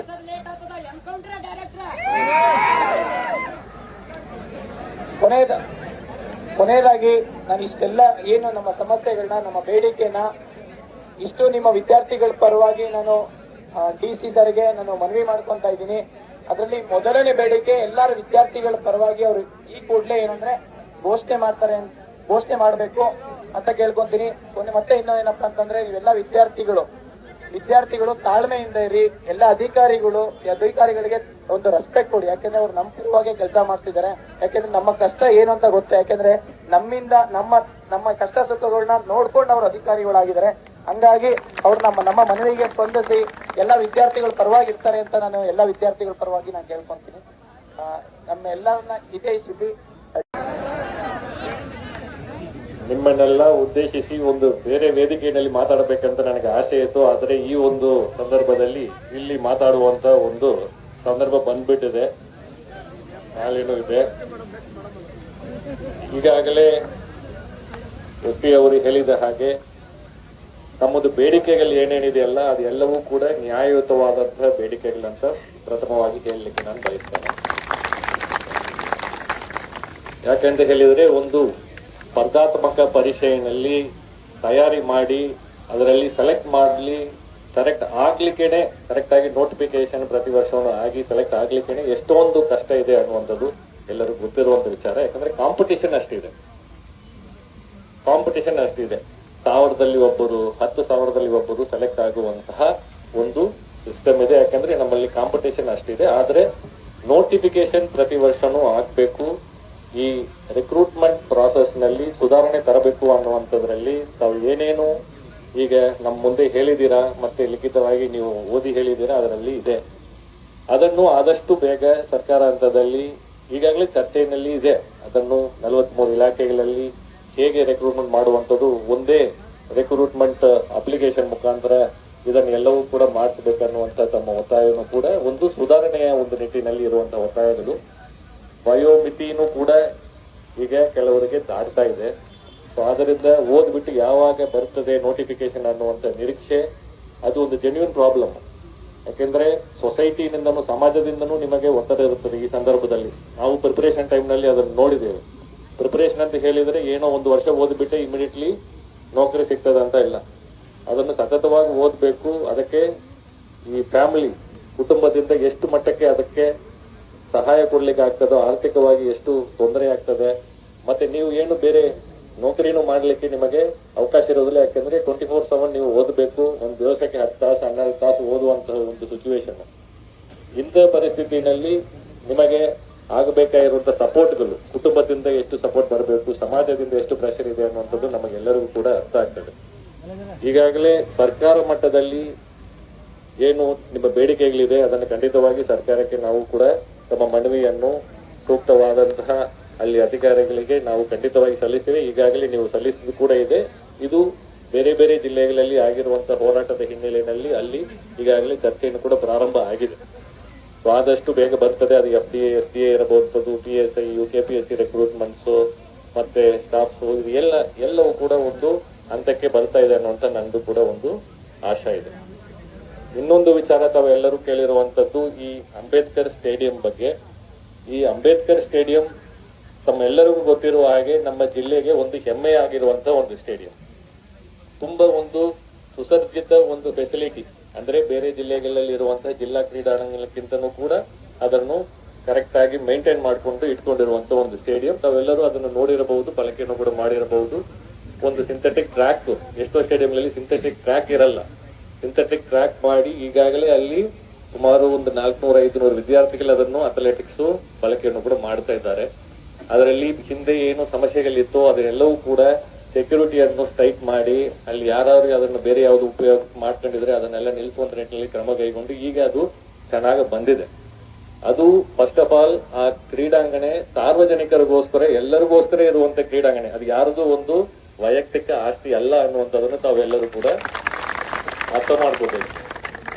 ಅದರಲ್ಲಿ ಈಗ ರೇಟ್ ಫಿಕ್ಸ್ ಮಾಡಿದ್ದೇವೆ ಅಂತ ಹೇಳಿದ್ರೆ ಅದಕ್ಕೂ ಕೂಡ ಒಂದು ಉದ್ದೇಶ ಇರುತ್ತದೆ. ಇದನ್ನು ನಿಮ್ಮ ಎಲ್ಲರಿಗೂ ಹೇಳ ಬಯಸುವಂತದ್ದು ಏನಂತ ಹೇಳಿದ್ರೆ 2022ರಲ್ಲಿ ಪ್ರತಿಯೊಂದು ಕ್ರೀಡಾಂಗಣಕ್ಕೂ ಕೂಡ ಒಂದು ಅದನ್ನು ಸಸ್ಟೈನಬಲ್ ಮ್ಯಾನೇಜ್ಮೆಂಟ್ ಅಂತ ತಾವೆಲ್ಲರೂ ಕೇಳಿಪಟ್ಟಿರ್ತೀರ. ಒಂದು ಮ್ಯಾನೇಜ್ಮೆಂಟ್ ಒಂದು ಸ್ಟೇಡಿಯಂ ಅನ್ನು ಮಾಡುವಂತದ್ದಾಗಿರಲಿ, ಒಂದು ರಂಗಮಂದಿರ ಅಂತ ಇದೆ ನಮ್ಮಲ್ಲಿ, ಅದನ್ನು ತಾವೆಲ್ಲರೂ ನೋಡಿರ್ತಾರೆ. ರಂಗಮಂದಿರಲ್ಲಿ ನಾವು ಕಾರ್ಯಕ್ರಮಗಳನ್ನು ಮಾಡುತ್ತೇವೆ. ಮೊನ್ನೆ ಒಂದು ವಿದ್ಯಾರ್ಥಿಗಳ ಕಾರ್ಯಕ್ರಮವನ್ನು ಕೂಡ ರಂಗಮಂದಿರನಲ್ಲಿ ನಾವು ಮಾಡಿದ್ದೇವೆ. ಸರ್ಕಾರದ ಬೇರೆ ಬೇರೆ ರೀತಿಯಾದಂತಹ ಕಾರ್ಯಕ್ರಮಗಳು ಆಗ್ತವೆ, ಖಾಸಗಿ ಕಾರ್ಯಕ್ರಮಗಳು ಕೂಡ ಅಲ್ಲಿ ಅವಕಾಶ ಕೊಡ್ತೇವೆ. ಯಾವುದೇ ಒಂದು ಒಳ್ಳೆಯ ಉದ್ದೇಶಕ್ಕೆ ಕಾರ್ಯಕ್ರಮಗಳು ಅದನ್ನು ಉಪಯೋಗ ಮಾಡಿಕೊಳ್ಳಲಿಕ್ಕೆ ಒಂದು ಮೇಂಟೆನೆನ್ಸ್ ಫೀಸ್ ಅಂತ ತಗೊಂಡಿಲ್ಲ ಅಂತ ಹೇಳಿದ್ರೆ ಅದನ್ನು ಸುಸರ್ಜಿತವಾಗಿ ಇಟ್ಕೊಳ್ಳಲಿಕ್ಕೆ ಕಷ್ಟ ಆಗ್ಬೋದು ಅಂತ ನಿಟ್ಟಿನಲ್ಲಿ ಸರ್ಕಾರ 2022ರಲ್ಲಿ ಒಂದು ಅಥ್ಲೆಟಿಕ್ಸ್ಗೆ ಇಷ್ಟು, ವಾಲಿಬಾಲ್ಗೆ ಇಷ್ಟು, ಬ್ಯಾಸ್ಕೆಟ್ ಬಾಲ್ಗೆ ಇಷ್ಟು ಅಂತ ಹೇಳಿ ಒಂದು 500 ರೂಪಾಯಿ 600 ರೂಪಾಯಿ ಅಂತ ಫಿಕ್ಸ್ ಮಾಡಿ ಒಂದು ರೇಟ್ ಚಾರ್ಟ್ ಅನ್ನು ಅನೌನ್ಸ್ ಮಾಡಿದ್ದಾರೆ. ಅಂದ್ರೆ ಪೇ ಅಂಡ್ ಪ್ಲೇ ಮಾಡೆಲ್ ನಲ್ಲಿ ಅದು ಇರಬೇಕು ಅನ್ನುವಂತ ದೃಷ್ಟಿನಿಂದ ಈ ಮಧ್ಯದಲ್ಲಿ ತಮ್ಮ ಎಲ್ಲರದ್ದು ಬೇಡಿಕೆ ಏನಿದೆ ಅದನ್ನು ನನಗೂ ಕೂಡ ಮನವರಿಕೆ ಆಗಿದೆ. ಅದನ್ನು ಆದಷ್ಟು ನಾವು ಕಡಿಮೆ ಮಾಡ್ಬೇಕಂತ ನಾವು ಬೇಡಿಕೆ ಕೊಟ್ಟಿದ್ರೆ ಅದನ್ನು ನಾನು ಒಪ್ತೇನೆ. ತಮ್ಮ ಬೇಡಿಕೆ 0 ಇದೆ. ಆಯ್ತು, ತಮ್ಮೆಲ್ಲರದ್ದು ಬೇಡಿಕೆಯನ್ನು ಮತ್ತೆ ಹೇಳ್ತೇನೆ. ತಮ್ಮ ಎಲ್ಲರದ್ದು ಬೇಡಿಕೆ ಅದನ್ನು ಮುಕ್ತವಾಗಿ ಎಲ್ಲರಿಗೂ ಓಪನ್ ಮಾಡಿ ಕೊಡ್ಬೇಕು ಅನ್ನುವಂಥದ್ದು ಇದೆ. ಆದರೆ ಈಗ ನಮ್ದು ಒಂದು ನಿಮ್ ಕಡೆಯಿಂದ ಒಂದು ಸಲಹೆ ಬೇಕು ನನಗೆ. ಈಗ ಈಗ ವಿದ್ಯಾರ್ಥಿಗಳು ಅಥ್ಲೆಟಿಕ್ ಟ್ರ್ಯಾಕ್ ಅನ್ನು ಬಳಕೆ ಮಾಡಲಿಕ್ಕೆ ಒಂದು ವಿಧಿವಿಧಾನ ಇದೆ. ಅದರಲ್ಲಿ ಏನೋ ಮಾಡಿಕೊಂಡು ಶೂ ಇಲ್ಲದೆ ಹಾಗೆ ಓಡುತ್ತೇವೆ ಅಂತ ಹೇಳಿದ್ರೆ athletic track maintain, synthetic track maintain ಮಾಡ್ಲಿಕ್ಕೆ ತಮಗೆಲ್ಲರೂ ಗೊತ್ತಿರ್ತದೆ. 2-3 ದಿವಸಕ್ಕೆ ಒಮ್ಮೆ ನೀರು ಹಾಕ್ಬೇಕು, ಆ ವಿಚಾರಗಳಿರ್ತವೆ. ಅದರಿಂದ ಒಂದು ಕ್ರೈಟೀರಿಯಾ ಒಂದು ಮಾಡೋಣ. ನಾನು ಕೇಳ್ತೇನೆ, ನಿಮ್ಮ ಹತ್ರನೇ ಸಲಹೆ ಕೇಳ್ತೇನೆ. ನಂದು ಒಂದು ಅಭಿಪ್ರಾಯ ಇದೆ, ಇದನ್ನು ಈಗ ಆಲ್ರೆಡಿ ಅಥ್ಲೆಟಿಕ್ಸ್ ನಲ್ಲಿ ಚೆನ್ನಾಗಿ ನಿಮ್ಮಲ್ಲೇ ಕೆಲವು ಜನರು ಚೆನ್ನಾಗಿ ಪಾರ್ಟಿಸಿಪೇಟ್ ಮಾಡುವಂತವ್ರು ಇರ್ತೀರ. ರಾಜ್ಯ ಮಟ್ಟದಲ್ಲಿ, ಜಿಲ್ಲೆ ಮಟ್ಟದಲ್ಲಿ, ಅಂತಾರಾಷ್ಟ್ರ ಮಟ್ಟದಲ್ಲಿ ಸಾಕಷ್ಟು volleyball players, basketball players, athletics ಇಲ್ಲಿ ಕೂತಿದ್ದೀರಲ್ಲ, ನಿಮ್ಮ ಒಳಗಡೆನೆ ಎಷ್ಟೋ ಜನ ಇದ್ದಾರಲ್ಲ, ಅವರೆಲ್ಲರೂ ಈಗಾಗಲೇ ಅಥ್ಲೆಟಿಕ್ಸ್ ಚಾಂಪಿಯನ್ಸ್ ಆಗಿ ಅವರು ಒಂದು ಹಂತಕ್ಕೆ ತಲುಪಿರ್ತಾರೆ. ಅಂತವರಿಗೆ ನಾವು ಮುಕ್ತವಾಗಿ ಅವಕಾಶ ಮಾಡಿಕೊಡ್ಲಿಕ್ಕೆ ಸಕ್ಷಮ ಪ್ರಾಧಿಕಾರಿ ಇದೆ, ಅದಕ್ಕೊಂದು ಕಮಿಟಿ ಇದೆ, ಸ್ಟೇಡಿಯಂ ಕಮಿಟಿ ಅಂತ ಒಂದು ಕಮಿಟಿ ಇದೆ. ಈ ಸರ್ಕಾರ ಆದೇಶದ ಅನ್ವಯ ಆ ರೀತಿ ಏನಾದ್ರು ಒಂದು ರಿಯಾಯಿತಿ ಕೊಡಬೇಕಂತ ಹೇಳಿದ್ರೆ ಆ ಕಮಿಟಿಗೆ ಅದನ್ನು ನಾವು ತರಬೇಕು. ಪ್ರತಿಯೊಂದು ಸ್ಟೇಡಿಯಂಗೂ ಸ್ಟೇಡಿಯಂ ಕಮಿಟಿ ಅಂತ ಇದೆ. ಇದರಲ್ಲಿ ಯಾವ ವಿದ್ಯಾರ್ಥಿಗಳಿಗೆ ಈಗಾಗಲೇ ಒಂದು ಹಂತಕ್ಕೆ ತಲುಪಿರ್ತಾರೆ, ಈಗ ಸ್ಟೇಟ್ ಲೆವೆಲ್, ನ್ಯಾಷನಲ್ ಲೆವೆಲ್, ಕೆಲವು ಜನರೆಲ್ಲ ಕಾಮನ್ವೆಲ್ತ್ ಗೇಮ್ಸ್ ಆ ಮಟ್ಟಕ್ಕೂ ಕೂಡ ನಮ್ಮ ಜಿಲ್ಲೆಯಲ್ಲಿ ಸಾಕಷ್ಟು ವಿದ್ಯಾರ್ಥಿಗಳು ಅಲ್ಲಿ ತಲುಪಿರ್ತಾರೆ. ಅವರಿಗೆ ಇದನ್ನು ಮುಕ್ತವಾಗಿ ಮಾಡಿಕೊಟ್ರೆ ಅವ್ರಿಗೂ ಅನುಕೂಲ ಆಗ್ತದೆ ಅನ್ನುವಂಥದ್ದು ನಮ್ಮ ಅಭಿಪ್ರಾಯ ಇದೆ. ಅದಕ್ಕೆ ತಾವು ಒಪ್ಪಿಕೊಂಡ್ರೆ ನಾನು ಅದನ್ನ ಆ ಕಮಿಟಿನಲ್ಲಿ ಇಟ್ಟು ಈಗ ಯಾವ ನಿಮ್ಮಲ್ಲಿ ಕಂಪಿಟೆಂಟ್ ಇರ್ತಾರೋ ಅವರಿಗೆ ಇಲ್ಲ ಅದು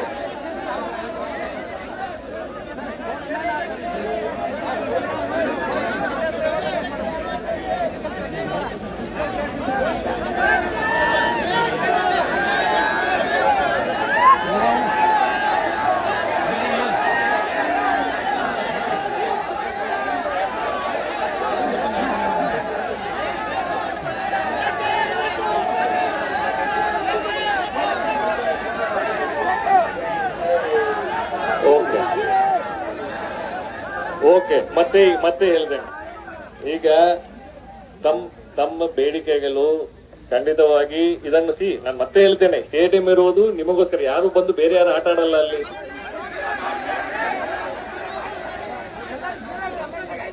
ಅದೇ ಈಗ ಹೇಳಿದ್ರೆ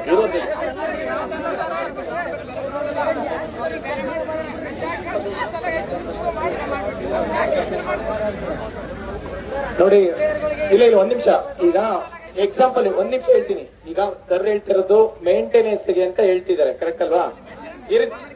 ಒಂದ್ ನಿಮಿಷ ನಾನು ಹೇಳಕ್ ಕೇಳಿಲ್ವಾ? ಈಗ ಸಪೋಸ್ 1,000 ಜನ ಯೂಸ್ ಮಾಡ್ತಾ ಇದಾರೆ ಅಂತ ಅನ್ಕೊಳ್ಳಿ, ಕರೆಕ್ಟಾ? ಒಂದ್ ನಿಮಿಷ ಇರೋ, ಒಂದ್ ನಿಮಿಷ ಇರೋ, ಇದೇ ಒಂದ್ ನಿಮಿಷ ನಾನು ಮಾತಾಡೋದು ಪೂರ್ತಿ ಕೇಳಿಸ್ಕೊಳ್ಳಿ. ಈಗ ಸಪೋಸ್ 1,000 ಜನ ಯಾರು ದುಡ್ಡಿದೆ, ಯಾರಿಗೆ ತುಂಬಾ ನೀಡು ಇರೋರಿಗೆ, ತುಂಬಾ ಏನೋ ಕಷ್ಟಪಟ್ಟು ಏನೇ ಮಾಡ್ಲೇಬೇಕು ಅನ್ನೋದು, ಅಲ್ಲಿ ಓಡ್ಲೇಬೇಕು ಅನ್ನೋರಿಗೆ 1,000 ಜನ ತನಕ ಹೋಗ್ತಾ ಇದಾರೆ ಅಂತ ಅನ್ಕೊಳ್ಳಿ. ಸಪೋಸ್ ಈಗ 500 ರೂಪಾಯಿ ಕೊಟ್ಟು ನಾನು ಇವಾಗ ಸರ್ ಹತ್ರ ಏನ್ ಕೇಳ್ಕೊಂಡೆ, ಸರ್ ಮೇಂಟೆನೆನ್ಸ್ ಬೇಕು ಅಂತ ಹೇಳಿದ್ರು. ಸರ್ ಒಂದ್ ತಿಂಗಳು ಮೇಂಟೆನೆನ್ಸ್ ಎಷ್ಟು ಬರುತ್ತೆ? ಮ್ಯಾಕ್ಸಿಮಮ್ ಒಂದು 50,000 ಬರ್ಬೋದು ಅಲ್ಲಿ, ಅಲ್ವಾ? ಹೌದಾ ಇಲ್ವಾ? ಇರಪ್ಪ ಹೇಳೋದ್ ಕೇಳಿ ಒಂದ್ ನಿಮಿಷ. 50,000 ಬರುತ್ತೆ ಅನ್ಕೊಳ್ಳಿ. ನಾನು ಹೇಳೋದು ಒಂದ್ ನಿಮಿಷ ಕೇಳಿ, ಒಂದ್ ನಿಮಿಷ. 50,000 ಅವ್ರು ಸಲಹೆ ಕೇಳ್ತಿದ್ದಾರೆ ಸರ್, ನಾವು ಅವರಿಗೆ ರೆಸ್ಪಾನ್ಸ್ ಮಾಡ್ಬೇಕಲ್ವಾ? 50,000 ಬರುತ್ತೆ ಅನ್ಕೊಳ್ಳಿ. ಮ್ಯಾಕ್ಸಿಮಮ್ ವಾಟರ್ ಫೆಸಿಲಿಟೀಸ್, ಎಲ್ಲಾ ಫೆಸಿಲಿಟೀಸ್ ಏನೇ ಡ್ಯಾಮೇಜ್ ಆದ್ರೂ 50,000 ಪರ್ ಮಂತ್ ಎಕ್ಸ್ಪೆಂಡಿಚರ್ ಬರುತ್ತೆ. ಈಗ 1,000 ಜನ ಯೂಸ್ ಮಾಡಿ, ನಾನೇನ್ ಹೇಳ್ತೀನಿ ಸರ್ಗೆ, 1,000 ಜನ ಯೂಸ್ ಮಾಡೋ ಜಾಗದಲ್ಲಿ 10,000 ಜನ ಯೂಸ್ ಮಾಡ್ತಾರೆ. ಪರ್ ರೇಟ್ 25 ರೂಪಾಯಿ ತಗೊಳ್ಳಿ ಅಂತ ಹೇಳಿದ್ವಿ. ಎಷ್ಟಾಯ್ತು? 10,000 ಜನಕ್ಕೆ 25 ರೂಪಾಯಿ ಎಷ್ಟಾಯ್ತು ಹೇಳಿ? 2.5 ಲಕ್ಷ ಆಯ್ತು. 2.5 ಲಕ್ಷ ಆಯ್ತು. ಇನ್ನು 2 ಲಕ್ಷ ಸರ್, 2 ಲಕ್ಷ ನಿಮ್ಗೆ ಯಾರಿಗೆ ವಿದ್ಯಾರ್ಥಿಗಳು ಯಾರನ್ನ ಫ್ರೀಯಾಗಿ ಇನ್ನ ಬಡವರು ಅಂತಂದ್ರೆ ಅವರಿಗೆ ಸ್ವಲ್ಪ ಸ್ಕಾಲರ್ಶಿಪ್ ಕೊಟ್ಬಿಡಿ ಸರ್, ಮಾಡಿ ಸರ್ ಪ್ಲೀಸ್. ಇದೊಂದು ರಿಕ್ವೆಸ್ಟ್, ಇದು ನಿಮ್ ಕೈಯಲ್ಲಿ ಆಗ್ಬೋದು ಸರ್. ನೀವು ಇನ್ನೊಂದು ಕಂಡೀಷನ್ ಹಾಕ್ತೀರಾ ಸರ್, ಯಾರೋ ಸ್ಟೂಡೆಂಟ್ಸ್ ಶೂಸ್ ಅಂದ್ರೆ ಸಿಂಥೆಟಿಕ್ ಬರೀ ಕಾಲಲ್ಲಿ ಓಡಂಗಿಲ್ಲ ಸರ್. ಅವ್ರು ಏನೋ ಒಂದು ಯಾವ್ದಾದ್ರು ಒಂದು ಶೂಸ್ ತಗೊಂತಾರೆ ಸರ್, ಒಂದು 100 ರೂಪಾಯಿ ಕೊಟ್ಟಾದ್ರೂ ಒಂದು ಶೂಸ್ ತಗೊಂಡು ಅದ್ರಲ್ಲಿ ಓಡ್ತಾರೆ ಸರ್. ದಯವಿಟ್ಟು ಇದೊಂದು ಕೈ ಮುಗಿ ಕೇಳ್ಕೊಂತೀನಿ ಸರ್. ಇಲ್ಲಿ ವಿಜಯಪುರದಲ್ಲಿ ಈ ಕೂಡಲೇ ಇದನ್ನ ಅನೌನ್ಸ್ ಮಾಡಿ, ನಾವು ಈ ಹೋರಾಟ ನಿಮ್ಗೋಸ್ಕರ ಶಾಂತಿಯುತವಾಗಿ ಮಾಡ್ತಾ ಇದೀವಿ. ಎಲ್ಲ ವಿದ್ಯಾರ್ಥಿಗಳಿಗೆ ಮುಕ್ತ ರೀತಿಯಲ್ಲಿ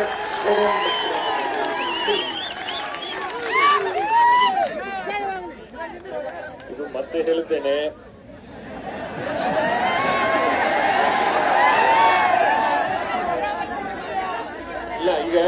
ನಿಮ್ಮ ಬೇಡಿಕೆ ತಪ್ಪು ಅಂತ ನಾನು ಹೇಳಲಿಲ್ಲ, ನ್ಯಾಯಯುತವಾದಂತ ಬೇಡಿಕೆ ಅಂತಲೂ ನಾನು ಹೇಳಿದ್ದೇನೆ. ಬಟ್ ಅದನ್ನು ನಿರ್ಧಾರ ಮಾಡ್ಲಿಕ್ಕೇನು ಒಂದು ಸಿಸ್ಟಮ್ ಇದೆ, ಒಂದು ಕಮಿಟಿ ಇದೆ. ಈಗ ಇಲ್ಲಿ ಒಂದು ನಿಮಿಷ, ಇಲ್ಲಿ ಬಂದು ಇಲ್ಲೇ ಅನೌನ್ಸ್ ಮಾಡುವಂತ ಸಿಸ್ಟಮ್ ಸರ್ಕಾರದಲ್ಲಿ ಆ ರೀತಿ ಇರೋದಿಲ್ಲ. ಪ್ರತಿಯೊಂದು ವಿಚಾರಕ್ಕೂ ಕೂಡ ಚರ್ಚೆ ಮಾಡಿ. ಈಗ ನಿಮಗೆ ಒಂದು ವೇದಿಕೆ ಇದೆ. ಈಗ ಉದಾಹರಣೆಗೆ ನಿಮ್ಮ ರಿಕ್ರೂಟ್ಮೆಂಟ್ ಇಷ್ಟೊಂದು ವರ್ಷದಿಂದ ಆಗಿರ್ಲಿಲ್ಲ, ಈಗ ಆಗ್ಬೇಕಂತ ನಿಮ್ಮ ನ್ಯಾಯಯುತವಾದ ಬೇಡಿಕೆ ಇದೆ. ನಿಮಗೆ ಗೊತ್ತಿದೆ ಇದು ಈ ಹಂತದಲ್ಲಿ ಆಗೋದಿಲ್ಲ, ಯಾವ ಹಂತದಲ್ಲಿ ಆಗ್ತದೋ ಅಲ್ಲಿ ನಾವು ಪ್ರೆಷರ್ ಮಾಡ್ಬೇಕಂತ ಹೇಳಿ ಆ ಹೋರಾಟವನ್ನು ಅಲ್ಲಿ ಮೂವ್ ಮಾಡಿದ್ದೀರ ಅಲ್ವಾ? ಪ್ರತಿಯೊಂದು ಡೆಸಿಷನ್ಗೂ ಸರ್ಕಾರದಲ್ಲಿ ಇದನ್ನು ಎಲ್ಲರಿಗೂ ನೀವೆಲ್ಲ ನಾಳೆ ನಡೆದು ಸರ್ಕಾರಿ ನೌಕರರಿಗೆ ನೀವೆಲ್ಲ ಕ್ಯಾಂಡಿಡೇಟ್ಸ್ ಆಗಿದ್ದೀರಾ, ಬರ್ತೀರಾ. ಪ್ರತಿಯೊಂದು ವಿಚಾರಕ್ಕೂ ಯಾವುದೇ ಒಬ್ಬ ವ್ಯಕ್ತಿ ಕೈನಲ್ಲಿ ಯಾವುದೇ ಒಂದು ಅಧಿಕಾರ ಇರೋದಿಲ್ಲ, ಪ್ರತಿಯೊಂದಕ್ಕೂ ಸಿಸ್ಟಮ್ ಇರ್ತದೆ. ಈಗ ಸರ್ಕಾರದ ಆದೇಶ 2022ರಲ್ಲಿ ಆಗಿದ್ದ ನಂತರ ಅದರಲ್ಲಿ ಏನೇ ಒಂದು ಬದಲಾವಣೆ ತರಬೇಕಾದ್ರೆ ಅದಕ್ಕೂ ಒಂದು ಸಿಸ್ಟಮ್ ಇದೆ. ಆಗಲ್ಲ ಅಂತ ಯಾರು ಹೇಳಲ್ಲ. ಸರ್ಕಾರದಲ್ಲಿ ಪ್ರತಿಯೊಂದಕ್ಕೂ ಒಂದು ನಿಯಮವನ್ನು ಪಾಲನೆ ಮಾಡಬೇಕು. ಇದು ನೀವೆಲ್ಲ ಅನ್ಕೊಂಡಿದ್ದ ಹಾಗೆ ಇಲ್ಲಿ ಇಷ್ಟು ಜನ ಸೇರಿದ್ದೀರಾ, ಬಂದು ಇಮಿಡಿಯೇಟ್ಲಿ ಶೂನ್ಯ, ನಾಳೆ ಇನ್ನೊಂದು ಶೂನ್ಯ, ನಾಡಿದ್ದು ರಂಗಮಂದಿರ್ ಶೂನ್ಯ, ಈ ಎಲೆಕ್ಟ್ರಿಸಿಟಿ ಬಿಲ್ ಶೂನ್ಯ, ಅದು ಶೂನ್ಯ, ಇದು ಶೂನ್ಯ ಅಂತ ಅನೌನ್ಸ್ ಮಾಡ್ಲಿಕ್ಕೆ ಯಾರಿಗೂ ಅಧಿಕಾರ ಇರಲ್ಲ. ಆದರೆ ತಮ್ಮ ಎಲ್ಲರ ಬೇಡಿಕೆಯನ್ನು ನ್ಯಾಯಯುತ ಬೇಡಿಕೆ ಅಂತ ಪರಿಗಣಿಸಿ, ನಾನು ಅದನ್ನ ಮತ್ತೆ ಹೇಳ್ತಾ ಇದ್ದೇನೆ, ಅದಕ್ಕೆ ಏನು ವಿಧಿವಿಧಾನಗಳು ಸರ್ಕಾರ ನಿಯಮ ಚೌಕಟ್ಟಿದೆ, ಕಮಿಟಿ ಇದೆ. ಕಮಿಟಿ ಇರುವಂತ ಕಡೆ ಯಾವುದೇ ಒಬ್ಬ ಸಿಇಒ ಆಗಲಿ, ಡಿಸಿ ಆಗಲಿ, ಎಸ್ಪಿ ಆಗಲಿ ಬಂದು ಸೀದಾ ನಾವು ಮಾಡಿಕೊಡ್ತೇವೆ ಅಂತ ಹೋಗುವಂತದ್ದಲ್ಲ. ಆ ರೀತಿ ಅನೌನ್ಸ್ ಮಾಡ್ಲಿಕ್ಕೆ ಅವಕಾಶಗಳಿರೋದಿಲ್ಲ. ಆದರೆ ತಮ್ಮ ಬೇಡಿಕೆಗಳೇನಿದೆ, ತಾವು ಏನು ಎಕ್ಸ್ಪ್ಲನೇಷನ್ ಕೊಟ್ಟಿದ್ದೀರಾ, ಇಷ್ಟೊಂದು ಜನರಿಗೆ ಅಮೌಂಟ್ ಕಡಿಮೆ ತಗೊಂಡ್ರೆ ಅಷ್ಟು ಮೇಂಟೆನೆನ್ಸ್ಗೆ ಮ್ಯಾಚ್ ಆಗ್ತದೆ ಅಂತ ಏನು ಸಲಹೆಯನ್ನು ಕೊಟ್ಟಿದ್ದೀರಾ, ಅದನ್ನು ಖಂಡಿತವಾಗಿ ಆ ಸ್ಟೇಡಿಯಂ ಕಮಿಟಿ ಮುಂದೆ ಇದನ್ನು ನೀವು ಡೀಟೈಲ್ಡ್ ವರ್ಕೌಟ್ ಮಾಡಿ ಕೊಡಿ. ಇಷ್ಟು ಅಮೌಂಟ್ಗೆ ನಾವು ಕೊಟ್ರೆ ನಮ್ಮ ವಿದ್ಯಾರ್ಥಿಗಳಿಗೆ ಅನುಕೂಲ ಆಗ್ತದೆ ಅಂತ ಕೊಡಿ. ಅದನ್ನು ಖಂಡಿತವಾಗಿ ಮುಂಬರುವ ಸ್ಟೇಡಿಯಂ ಕಮಿಟಿ ಮೀಟಿಂಗ್ ನಲ್ಲಿ ಆ ಪ್ರಸ್ತಾವನೆ ಇಟ್ಟು ನಿಮ್ಮ ಪರವಾಗಿ ಸೂಕ್ತ ಒಂದು ನಿರ್ದೇಶನವನ್ನು ಅದರಲ್ಲಿ ತಗೊಳ್ತೇನೆ ಅಂತ ಹೇಳ್ತಾ ಇದ್ದಾರೆ. It is not spot justice. Sir ಇದೇ ಒಂದ್ ನಿಮಿಷ ಸರ್, ಈಗ ಒಂದ್ ನಿಮಿಷ ಅದನ್ನೇ ಕೇಳ್ತಾ ಇದೀನಿ ಸರ್. ಈಗ ಸ್ಟೇಡಿಯಂ ಕಮಿಟಿ ಮೀಟಿಂಗ್ ಅಂತ ಹೇಳಿದ್ರೆ ಈಗ ಜಿಲ್ಲಾಧಿಕಾರಿಗಳು ನೀವಿದೆಯಾ ಸರ್, ನೀವು ಮನ್ಸ್ ಮಾಡಿದ್ರೆ ನೆಕ್ಸ್ಟ್ 1 hour ಅಲ್ಲಿ ಮೀಟಿಂಗ್ ಕರಿಬಹುದು.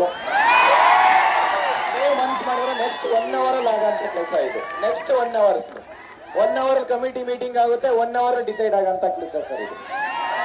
ನಾವೇ ಇಷ್ಟೇ ಹೇಳ್ತಾ ಇದೀವಿ ಸರ್, ಇದು ಎಲ್ರಿಗೂ ಗೊತ್ತಿರೋಂತ ವಿಚಾರ ಸರ್ ಇದು. ನಾನು ದಯಮಾಡಿ ಸರ್ ಪ್ಲೀಸ್ ಸರ್.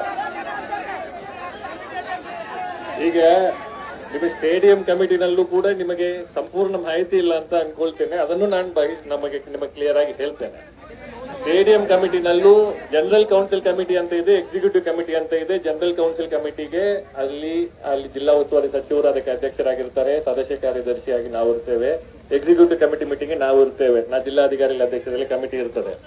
ಇದರಲ್ಲಿ ಸಾಕಷ್ಟು ವಿಚಾರಗಳು ಸ್ಟೇಡಿಯಂ ಕಮಿಟಿ ಮೀಟಿಂಗ್ಗೆ ಮೆಂಬರ್ಸ್ ಇರ್ತಾರೆ. ಎಲ್ಲರಿಗೂ ಮೀಟಿಂಗ್ ನೋಟಿಸ್ ಇಷ್ಟು ದಿವಸ ಟೈಮ್ ಪೀರಿಯಡ್ ಕೊಡಬೇಕಂತ ಇರ್ತದೆ. ಅದನ್ನು ಕರೆದು ಚರ್ಚೆ ಖಂಡಿತವಾಗಿ ನಿಮ್ಮ ಪರವಾಗಿ ಮಾತಾಡ್ತೇವೆ. ಇದರಲ್ಲಿ ನಿಮ್ಮದು ಬೇಡಿಕೆ ಏನಿದೆಯಲ್ಲ, ಇಷ್ಟು ಅಮೌಂಟ್ ಕೊಟ್ಟರೆ ನಿಮಗೆಲ್ಲ ಅನುಕೂಲ ಆಗ್ತದೆ ಅಂತ ಏನು ಬೇಡಿಕೆಯನ್ನು ಇಟ್ಟಿದ್ದೀರಲ್ಲ, ಆ ಬೇಡಿಕೆಯನ್ನು ಖಂಡಿತವಾಗಿ ಇಡ್ತೇನೆ. ಖಂಡಿತವಾಗಿ ಇಟ್ಟು ಅದರಲ್ಲಿ ಸಾಕಷ್ಟು ವಿಚಾರ ಚರ್ಚೆ ಆಗ್ತದೆ. ಟೈಮಿಂಗ್ ಬಗ್ಗೆ ಚರ್ಚೆ ಆಗ್ತದೆ, ಸ್ಲಾಟ್ ಬಗ್ಗೆ ಚರ್ಚೆ ಆಗ್ತದೆ. ಇದು ಏನು ಒಂದು ದಿವಸದ ವಿಚಾರ ಅಲ್ಲ. ಈಗ ಹೇಳಿ 10,000 ಜನರು ಆ ಸ್ಟೇಡಿಯಂ ಕೆಪಾಸಿಟಿ ಏನಿದೆ ಅಂತ ತಾವೆಲ್ಲರೂ ಈಗ ಕೂತಿದ್ದೀರಲ್ಲ, ಎಲ್ಲ ಸ್ಟೇಡಿಯಂ ಒಳಗಡೆ ನೋಡಿ ಒಬ್ಬರಾದ್ರೂ ಆ ಟ್ರ್ಯಾಕ್ ನಲ್ಲಿ ಓಡ್ಲಿಕ್ಕೆ ಸಾಧ್ಯತೆ ಆಗ್ತದೆ ಅಂತ ನಿಮಗೆ ಗೊತ್ತಾಗ್ತದೆ. ಆ ಟ್ರ್ಯಾಕಿಗೆ ಅಂತ ಹೇಳಿ ಒಂದು ಕೆಪಾಸಿಟಿ ಇರ್ತದೆ. ಆ ಕೆಪಾಸಿಟಿಗೆ ತಕ್ಕಂತ ಸ್ಲಾಟ್ಗಳನ್ನು ಕೊಡಬೇಕಾಗ್ತದೆ. ಈಗ 5 ಗಂಟೆಯಿಂದ ಬೆಳಗ್ಗೆ 5 ಗಂಟೆಯಿಂದ ಬೆಳಗ್ಗೆ 9 ಗಂಟೆ ತನಕ ಇರ್ತದೆ. ಅದಾದ ನಂತರ ಸಂಜೆ 4 ಗಂಟೆಯಿಂದ 7 ಗಂಟೆ 8 ಗಂಟೆ ತನಕ ಇರ್ತದೆ. ಈ ಮಧ್ಯದಲ್ಲಿ ಬಿಸಿಲು ಇರ್ತದೆ, ಯಾರು ಬರಲ್ಲ. ಎಲ್ಲರೂ ಕೂಡ ಈ ರೆಸ್ಟ್ರಿಕ್ಟೆಡ್ ಟೈಮ್ ಸ್ಲಾಟ್ಗೆ ಹೋಗ್ಬೇಕಾಗ್ತದೆ. ಎಷ್ಟು ಜನರಿಗೆ ಪಾಸ್ ಕೊಟ್ರೆ ಅಲ್ಲಿ ಇರುವಂತಹ ಅಥ್ಲೀಟ್ಸ್ಗೆ ಅಲ್ಲಿ ಅನುಕೂಲ ಆಗುವಂತ ರೀತಿಯಲ್ಲಿ ಪ್ರಾಕ್ಟೀಸ್ ಮಾಡ್ಲಿಕ್ಕೆ ಆಗ್ತದೆ ಅನ್ನುವಂಥದ್ದನ್ನು ಕೂಡ ವಿಚಾರ ಮಾಡಬೇಕಾಗ್ತದೆ. ಇದನ್ನು ಏಕಾಏಕಿ ಇಲ್ಲಿ ಬಂದು ಸೀದಾ ಎಲ್ಲರಿಗೂ ಮುಕ್ತ ಮಾಡಿ ಅಂತ ಹೇಳಿದ್ರೆ, ಇಲ್ಲಿಂದ ಸೀದಾ ಎಲ್ಲರೂ ಅಂಬೇಡ್ಕರ್ ಅಲ್ಲಿ ಒಳಗೆ ಹೋಗಿ ಕೂತ್ಕೊಂಡ್ರೆ ಯಾರಾದ್ರೂ ಒಬ್ಬರು ಒಂದು ಹೆಜ್ಜೆ ಇಡ್ಲಿಕ್ಕೆ ಆಗ್ತದ? ಒಂದು ಸಿಸ್ಟಮ್ ಅನ್ನು ಸುಸಜ್ಜಿತವಾಗಿ ನಡ್ಕೊಂಡು ಹೋಗ್ಲಿಕ್ಕೆ ಎಷ್ಟು ಕಷ್ಟ ಅಂತ ಹೇಳಿ ನಿಮ್ಮ ಕೈನಲ್ಲಿ ಆ ಜವಾಬ್ದಾರಿ ಕೊಟ್ರೆ ನಿಮಗೂ ಕೂಡ ಗೊತ್ತಾಗ್ತದೆ. ಆ ಒಂದು ಅಸಟ್ಟು, ಆ ಸ್ಟೇಡಿಯಂ ನಮ್ಮ ಜಿಲ್ಲೆಗೆ ಏನ್ ಹೆಮ್ಮೆ ಇದೆಯಲ್ಲ, ಅದನ್ನು ಉಳಿಸ್ಕೊಂಡು ಹೋಗ್ಬೇಕನ್ನೋ ನಿಟ್ಟಿನಲ್ಲಿ ನಿಮ್ ಕಡೆ ನಾನು ಮನವಿ ಮಾಡ್ತಾ ಇದ್ದೇನೆ. ಇದನ್ನು ತಾವೆಲ್ಲರೂ ಒಪ್ಕೋಬೇಕು. ಮತ್ತೆ ನಿಮ್ಮ ಮನವಿ ಏನಿದೆಯಲ್ಲ, ಆ ದರವನ್ನು ಕಡಿಮೆ ಮಾಡಬೇಕು, ಎಲ್ಲರಿಗೂ ಅನುಕೂಲ ಆಗುವಂತ ರೀತಿಯಲ್ಲಿ ಆಗ್ಬೇಕಂತ. ಅದಕ್ಕೆ ಖಂಡಿತವಾಗಿ ಪಾಸಿಟಿವ್ ಆಗಿ ಸ್ಪಂದನೆ ಮಾಡ್ಲಿಕ್ಕೆ ಕಮಿಟಿ ಮೀಟಿಂಗ್ ಅನ್ನು ಆದಷ್ಟು ಬೇಗ ಕರಿತೇನೆ. ಬಟ್ ನಿಮ್ಮ ಸಜೆಷನ್ ಬೇಕು, ಎಷ್ಟು ಮಕ್ಕಳು ಎಷ್ಟು ಕೊಡ್ಲಿಕ್ಕೆ ರೆಡಿ ಇದ್ದಾರೆ, ಈಗ ಹೇಳಿಬಿಟ್ಟಿದ್ದಾರೆ ಇವರೇ ಇಷ್ಟು ಕೊಟ್ರೆ ನಾವು ಅನುಕೂಲ ಆಗ್ತದೆ ಅಂತ. ಅದನ್ನು ಕೂಡ ಕೊಡಿ ನಮಗೆ. ಅದನ್ನು ಕೊಟ್ರೆ ನಾವು ಡೆಸಿಷನ್ ತಗೋಬೇಕು, ಟೈಮ್ ಸ್ಲಾಟ್ ಅಲಾಟ್ ಮಾಡಬೇಕು. ಕೊಡ್ತೇವೆ ಅಂತ ಹೇಳಿಬಿಟ್ಟು ನಾಳೆನೆ ಬೆಳಗ್ಗೆ ಇಲ್ಲಿ ಕೂತಿರೋ ಸಂಖ್ಯೆ ಎಷ್ಟು ಜನರಿದ್ದಾರೆ ನಿಮ್ ಪ್ರಕಾರ? ಇಲ್ಲಿ ಎಷ್ಟು ಜನರಿದ್ದಾರೆ ನೀವು ಹೇಳಿ? 5,000 ಜನರು ಇದ್ದಾರ. 5,000 ಜನರು ಮಧ್ಯಾಹ್ನ 1 ಗಂಟೆಗೆ ಅಲ್ಲಿ ಹೋಗಿ ಓಟ ಓಡಿ ಅಂತ ಹೇಳಿದ್ರೆ ಆಗ್ತದ? ಎಲ್ಲರಿಗೂ ಫ್ಲಾಟ್ ಕೊಡ್ಬೇಕಲ್ಲ, ಫ್ಲಾಟ್ ಕೊಡ್ಬೇಕಲ್ಲ, ಫ್ಲಾಟ್ ಕೊಡ್ಬೇಕೋ ಇಲ್ವೋ? ಫ್ಲಾಟ್ ಕೊಡ್ಬೇಕು. ಇದರ ಬಗ್ಗೆ ಚರ್ಚೆ ಅಂತನೂ ಆಗ್ಬೇಕಂತ ತಾವು ತಮಗೆ ಮನವರಿಕೆ ಆದ್ರೆ.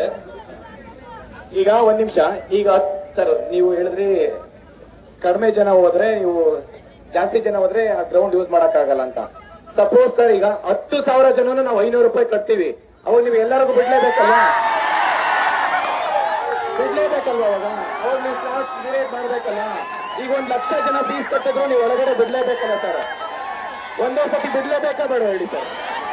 ಬಿಡ್ಬೇಕಾ ಬೇಡ ಹೇಳಿ? ಆ ಮೂಮೆಂಟ್ ಅಲ್ಲಿ ನೀವು ಟೈಮ್ ಸ್ಲಾಟ್ ಕ್ರಿಯೇಟ್ ಮಾಡ್ತೀರಾ, ನಿಮಗೆ ಮೀಟಿಂಗ್ ಕರೀತೀರಾ, ಅದೆಲ್ಲ ನಮಗೆ ಬೇಡ ಸರ್. ಅದೆಲ್ಲ ನಾನು 5 ವರ್ಷದಿಂದ ಸರ್ಕಾರದಲ್ಲಿರೋ ಅಧಿಕಾರಿಗಳ ಹತ್ರ, ಸರ್ಕಾರದಲ್ಲಿರೋ ಸಚಿವರು ಹತ್ರ ನಾನು ಈ ಕಿವಿಯಲ್ಲಿ ಕೇಳ್ಕೊಂಡು ಬರ್ತಾನೇ ಇದ್ದೀನಿ ಸರ್.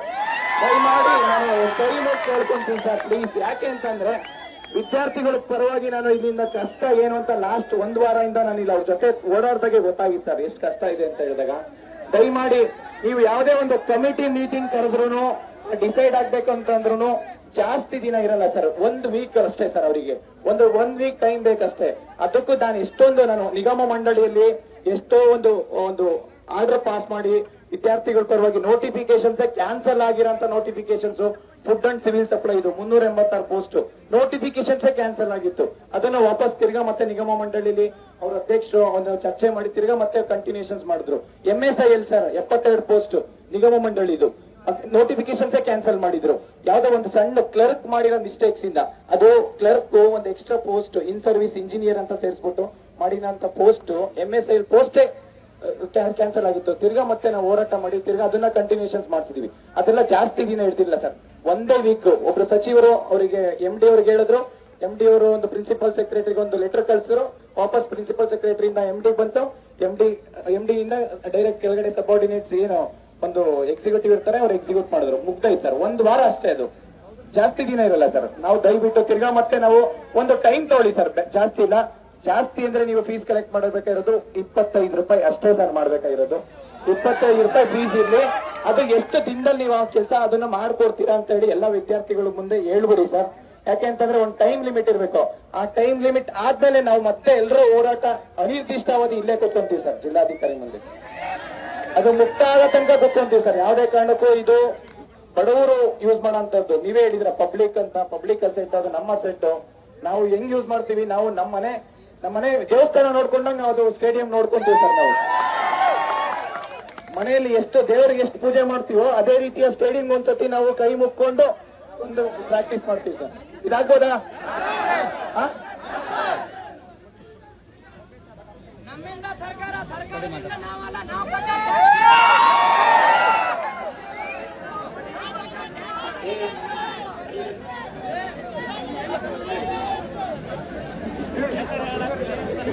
ಈಗ ಅದಕ್ಕೆ ಪ್ರಥಮವಾಗಿ ಹೇಳಿದ್ದೆ, ಆ ಸ್ಟೇಡಿಯಂ ನಂದಲ್ಲ ನಿಮ್ದೇ ಅಂತ.